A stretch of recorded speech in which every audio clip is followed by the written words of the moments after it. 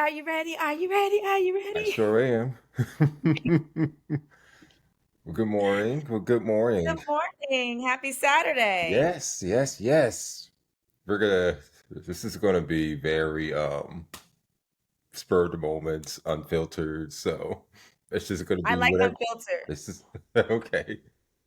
Well, we're gonna make the best of this for sure. But yeah, this is our first time meeting in Yes, it virtually, or is. at least face to face.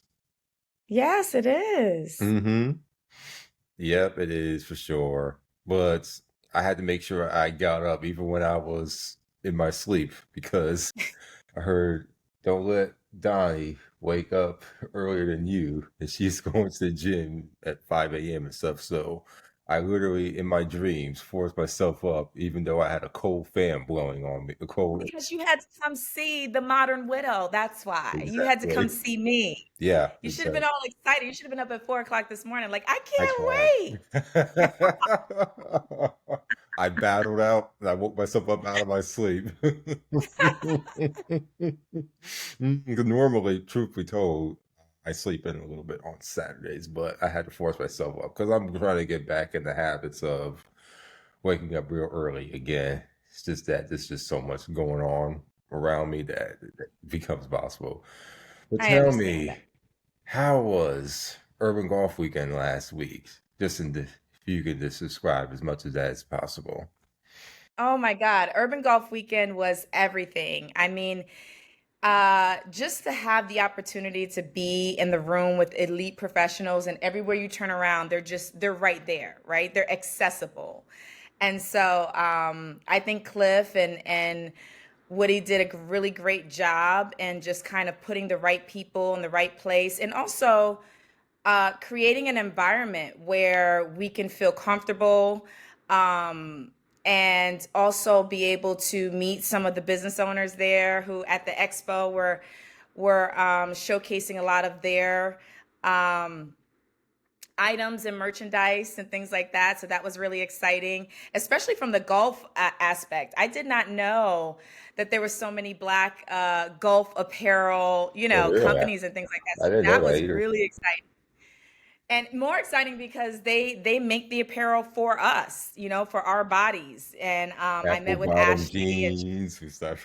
yes, we're curvy women, and things like that. And so Who are some of I the try not to shop. who are some of the designers or manufacturers for those? I'm just curious. I'm gonna So look. there was Masterpiece. I remember Masterpiece was there. There was Blackballed, was there. I know that there was Social Golfer was there as well. And Melanated was there, and she had her visors, and you were able to kind of like bedazzle your visor for golfing and things like that. So that was cool. And there was another company that kind of they rent out like simulated golf, which is good for parties and events. So that was pretty cool. So yeah, I really enjoyed it. I think mostly I enjoyed the level of people that were there, right? So it was elite professionals that were there. And so given the opportunity that you were able to have a conversation, you were having a conversation with someone in business who's been in business who can offer you some gems and maybe kind of collaborate and share some things. So I met a lot of amazing, amazing people, and I had a good time at the same time. So Hey, hey, yes. let's not forget, okay, I did party a little bit. Yeah. Yes, yes, yes. I was Exactly. out there. I was out there. I partied just a little I bit. I mean, know. I there think might I have been saw it. a shot involved. There might have been, some tequila shots somewhere in the mix. That But means there were. There probably it probably means there were. if you notice that there's one thing that I did not mention, What's that? and it was Urban Golf Weekend. So I did not mention the golf part. You did, but we talked about the apparel. Oh, you mean the actual golf? But I only talked about the apparel. I did not talk about my golf game because, baby, yeah, she needs a little bit more training, but it's okay. I had a great team. La Harold and Aisha and Kalia was with me, and I had a fantastic team. But yeah, my golf game needs a little bit of work. We were at the Miami Beach Golf Club, and that was super awesome. But yeah, I need to work on my golf game just a little bit. okay. But I told everybody that I won. I mean, Hey. Why not? That's what you got to do. That's what you got to do for sure. Hmm. But just give a little bit of your story, like Oof. who you are and what do you do and what brought you to fore. And now I'm going to get into journalist mode a Uh-oh. little bit. Do it at your own pace. This is no pressure. This is just Sure. for content's sake. Yeah, sure. So, let's see. Um, I was in corporate finance and corporate marketing for over 2 decades, and I was married for 16 years. 16, And right? 16 years. Okay, okay. Yeah. And I three of gosh, 2020, in the middle of COVID, my husband was diagnosed with stage 4 colon cancer. And so obviously my world got turned upside down. And we have a son, and he battled for 2 years, and he passed away in October of 2022. And so I went back to my corporate finance job. Eventually, I think I took a 6 month leave, and I went back and I did really well. And I said to myself, I have a story. I have a story to be told. And the reason that I really felt that way is because the moment that I became a widow, and what happens to a lot of us in any category or situation that we have, we look for someone to of representation, right? We look for someone to encourage us, inspire us, motivate us. And I was living a life where I wanted to continue to thrive. I was a young woman. I still had a lot of fire in me. I was grieving, my late husband for sure. I was parenting alone, and I wanted to be able to find someone that looked like me, that was still in the crux in the middle of it, but also wanted to thrive, right? And I couldn't find that person. And so I created her. And then I became the modern widow. And I had resigned from my corporate finance position and decided that I was going to do this full time. And so that's what I've been doing. I've just been sharing my stories. And I know that there's other widows out there. I know that there's other women out there that are grieving, that are going through life transformations, and that want to see someone that looks like them, that isn't just grief, doom, and despair, right? It isn't just that, they're also wanting to thrive, wanting to date, wanting to live, wanting to travel. And so I decided to take the bull by the horns and be that person and be that inspiration for someone else, for someone like me to have seen out there.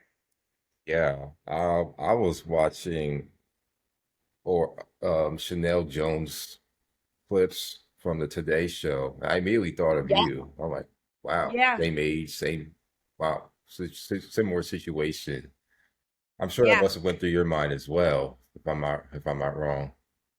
Yeah, no, absolutely. I actually looked at the same clip, and it made me emotional, because she talked about living life, and she talked about, and really, that's the crux of my company, of my business, and it actually became a huge platform now. So it's not just social media. Like, I'm doing a lot of work, a lot of writing. I do a lot of widow diary stories.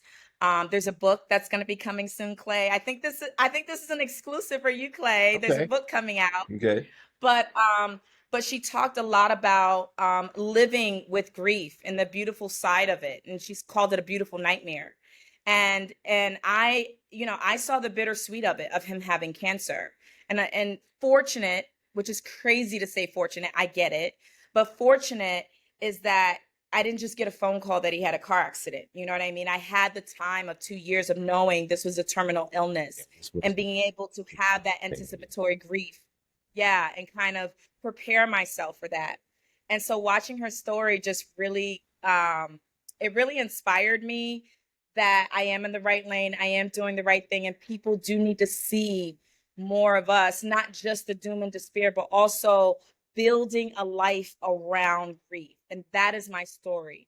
And that is what I'm showing, how I'm building a life around grief. I can cry for 2 hours. I can have my face swollen from being riddled with grief and heartbroken and heart-stricken, and I can get up and take a shower and get dressed and go out to a nightclub and party and have a good time. Because the duality of widowhood. And I'm also a single woman. And so being a single woman means that I fulfilled my contract. So death do us part, right? So yeah. Yeah, you did, and we discussed that offline in great Yes. detail and such. But I just don't know where you get all that energy from at 27 years of age. I mean, I claim it. I claim that. I claim that. because I'd be tired. Yeah. Yeah. And you know what? And that's a good point because it truly is a lot. It is a lot. It is a big undertaking. And I felt that at Urban Golf Weekend. It was one of the first times that I had to tell my story over and over again. It's not a typical thing that I'm out in the street in a grocery store saying, "Hey, I'm a widow, my husband died, and I'm here living life." I'm just living life. And so to be at an event where you have to be vulnerable and you have to kind of every person that I meet, "Hi, my name is Donielle. I am charged with redefining what grief looks like for young women and letting the world know that we're still out here and we're still living and you still can live." And so it's a big undertaking for me. I think that, grief didn't start with my husband. I've been through grief all of my life and all of my childhood. Like I said, there's a story here, story there, in all of my childhood. And so I think in a way, God has prepared me and put in my heart for this moment to be able to kind of be a voice and be a voice to the people and just say, "Hey, look at me, see me," and it is possible. So I don't know where I get the energy sometimes. Like an hour ago, I was like, You got more than me. but when it's time to go, for some reason it's in me, and so I think the most important is to use the gifts that God gave you. Use the talents that are within you, and don't let them die away. And so I decided that I was gonna do that. Yeah, it's definitely, just so you could transition more into lighter stuff. Yeah, even though I'm still relatively young in many respects, it's definitely, just watching a lot of other, news stories like my friend Montel Jordan's having another cancer bout with prostate cancer and all, and such. And actually, is a friend of mine, just saying that for content's sake. But yeah, I actually know him, Montel Jordan. And that's just a lot of other black men that's having a lot of issues. So, they always recommend having these screenings for colon and prostate and everything. But, I made up my mind that even I'm not going to wait till 40, just that why. Well, I have the opportunity to. I'm just going to do some extra screens, even if they recommend against it. I'm just going to be on, the extra safe side. And, it's just also too gives me the opportunity to respect my body more, change a little diets here or there, or whatever, and just Yeah. start. And your body does adapt as you get older, so you can't eat pizza, down pizza and beer like you used to. Wait. Hold on. Stop. You can still have a good time. You can still eat pizza. I love pizza. Okay. But to your Yeah, point, you get what like, I'm saying. yes, I think one of the first things in anything, whether it's mental health, whether it's physical health, I think one of the most important things is acknowledgement, right? It's just being able to acknowledge where you are today. And I don't think a big overhaul of completely changing your diet and doing this crazy exercise routine. I think is knowing where you are. And I think even Tiffany Alish, the budgetista, talked about this. Like when you're trying to budget and get out of debt and things like that, the most important thing is just to know where you are. Where's that pendulum? Where's that baseline? Right. And so if you're someone that drinks 7 Pepsis a day, right? Can we bring that to 5 Pepsis a day and 2 bottles of water?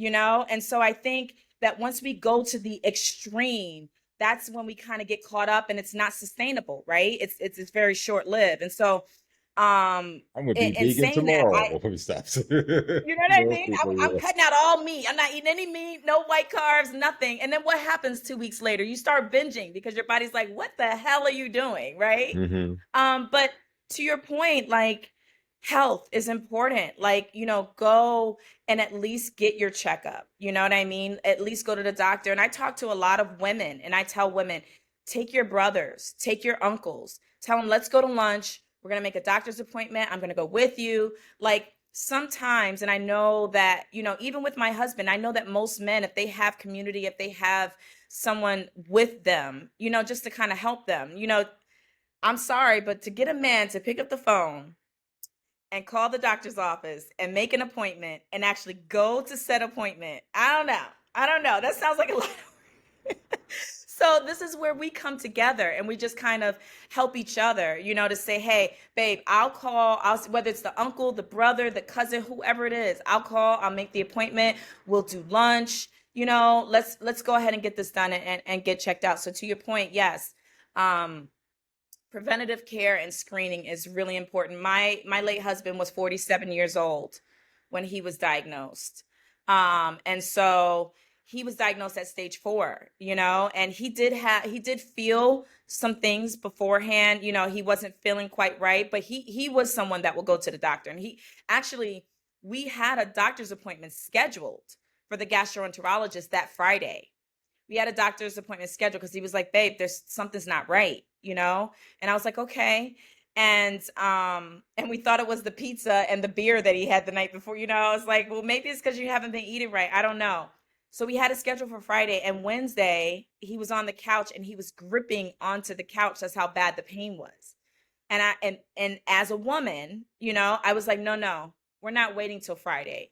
I was like, you're going to the hospital now, And so he had a big tumor on his colon at that point. But yes, it's really, really important, at least.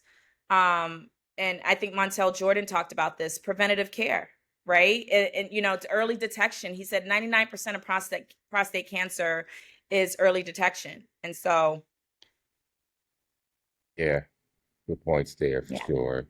So just transitioning to much lighter stuff, but health is wealth, as you just said. What are you looking to do with your endeavors now? What are some of the pain points and some of the goals and objectives that you have going forward? The biggest objective that I have, if I can inspire one woman to get off of that bathroom floor after she has let the grief pass through her. If I can inspire one woman to get off of that bathroom floor and to get up and to make a decision and make a choice that she is going to chase joy for the rest of her life and live, that would mean the world to me. It's not easy, Clay. I sit here and I smile and I think I look amazing, by the way. Thank you for the lighting, God. But it's not easy. It is hard work. Grief is not, it's not like this. It is very up and down. It'll catch you at the weirdest, craziest. You could be at the gas station, at the grocery store, at my son's baseball game. Like, it will catch you. And I believe in a lot of things that you have to allow these things to pass through you. You can't ignore it. You can't stuff it under a rug. You can't busy yourself out of it, because it will schedule a time and it will catch up with you. And if it doesn't catch up with you on the externally, like, where you're crying and, or you're angry and things like that, it will catch up with you internally. And grief is one of the factors that make a lot of people sick, because they say we all have cancer cells in our bodies, right? And so if you don't deal and let these things pass through you, a lot of times they will multiply and they will exacerbate any type of health concerns that you may already be battling with. So my charge is to be a voice and to show up. And my biggest charge is to be authentic and raw and real.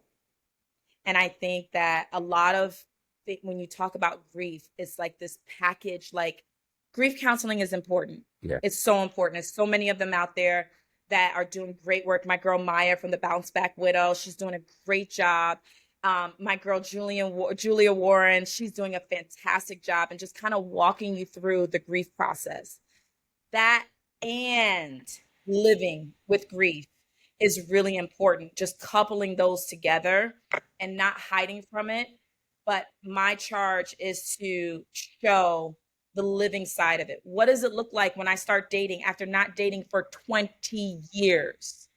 Yeah. What does that look like? I mean, the landscape is completely, let's talk about it. You know what I mean? Yeah. Like, dating 20 years ago and dating now is not the same. And so It's, what do? Parenting solo. I have a 16-year-old who's 6'4" and 180 pounds. wow, he's about my height. And I always say, Yeah, he's he about. left me with his kid. With his kid. What am I gonna do? I have a man child, you know? So all of those things is what, and then just being a woman in my 40s, entering 50s. No. What does that look like? You know, I'm a new version of myself. And I think people talk about that throughout the years. You 25, 35, 40, you become a new version of yourself. But what about when you lose your partner and you have to completely rebuild your life? You are a new version of yourself. I was a new version of myself probably every single week, every week. And you have to deal with that. And you have to come to terms with, okay, I'm not who I was yesterday. I'm not who I was last week. Okay, who's this person? Okay, what are we doing? Okay, how are we doing this? How am I going to find joy? I got to find joy. I got to find peace. So, yeah, that's my charge right now, and I also want to find peace. You know, my charge right now is that I'm not so high strung and hyper vigilant about being the best mom and the best wife, obviously. I am charged with being me and learning how to love me. And can I say this one thing, Clay? Hmm. The most important thing that happened to me and why I am where I am is because prior to him leaving this earth, I did 2 decades of therapy. I worked on me, and I told you I had grief even before he got sick, right? And so what I learned wasn't this like high goalpost of self-love. I learned self-like, and then I learned self-acceptance, and then I learned to stop lying to myself. And so I stopped lying to myself about, I don't care what people think. I don't, I do. I care deeply. It matters to me. It matters to me how I show up. It matters to me how I make people feel. It matters to me how people make me feel. It matters to me. And so as soon as I kind of took those things away and started acknowledging, do I like me? Do I like being with me? Do I accept me and all of my flaws and everything that I have to offer? That's when I started going to the next level and being able to really enjoy being with me. So it's a lot there, and it's a lot of things that I want to do. But those are the main points: grief, grit, and the glow up with the modern widow. Do them all well. You make it look so, make it look very effortless. So I definitely commend you on those. So Well, thank you, that's Clay. one of the things I like. I like your energy. I like your vibe. So you making me up even more. Every s- Yeah, see? It's not 8 o'clock yet. Oh, it is 8 o'clock. It is. Mm-hmm.